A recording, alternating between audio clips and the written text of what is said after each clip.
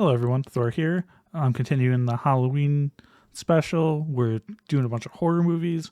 Gonna do some horror games for Retrograde. I figured why not start off with an NES classic. Of course, I'm talking about Castlevania. It's a pretty tough trilogy. This is a great start though. I mean, you get unlimited continues, so it is doable. People can speedrun this game in like 15 minutes. I'm not that good, but I'm able to beat it, and it's a fun playthrough. Bunch of really cool monsters, cool power-ups. It's also got amazing music like Bloody Tears. I, of course, got that soundtrack, of course, as well. Simon, some Dracula in the front, Medusa on the back. So let's talk about the game.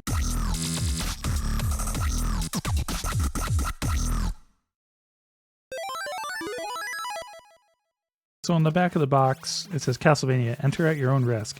Think it's scary on the outside? Wait till you see the basement. You're in for the longest night of your life. Ghosts, goblins, demons, wolves, bats, creatures lurking around every corner.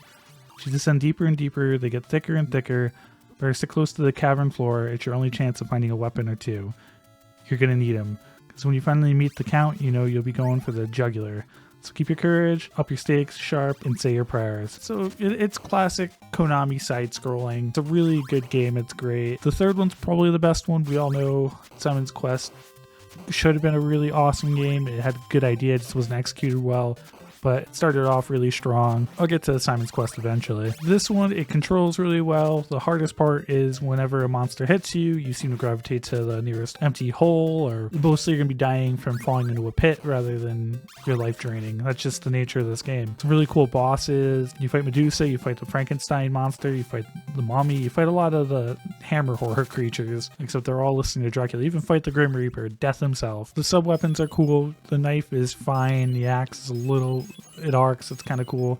The holy water seems really powerful in this game, which it's important to use on many of the bosses. I think speedrunners pretty much rely on the holy water. There's a time-stopping watch. Doesn't do much for bosses, but works really well against some of the tougher parts in the game. Like I said before, the music's amazing.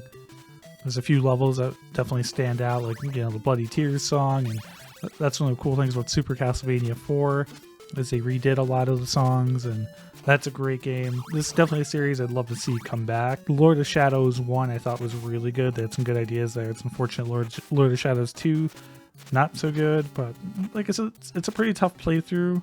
Getting to the Grim Reaper and fighting the Grim Reaper is one of the hardest parts, and after that, Dracula himself can be kind of tough. Once you figure it out, it's not too bad though. I'm sure speedrunning this isn't that bad if you figure it out. There's a couple of speedrunning tactics I use. Skip over harder areas. Not that I'm going to go for a time anytime soon. Makes the game an easier playthrough if you can do it. This castle's a little wonky with the design of it. The levels are really cool. It's cool how they show how you're getting through the castle. It's like every 3 stages there's a boss, and that's like a big moment. And leading up to it just to see what comes next. It's very exciting.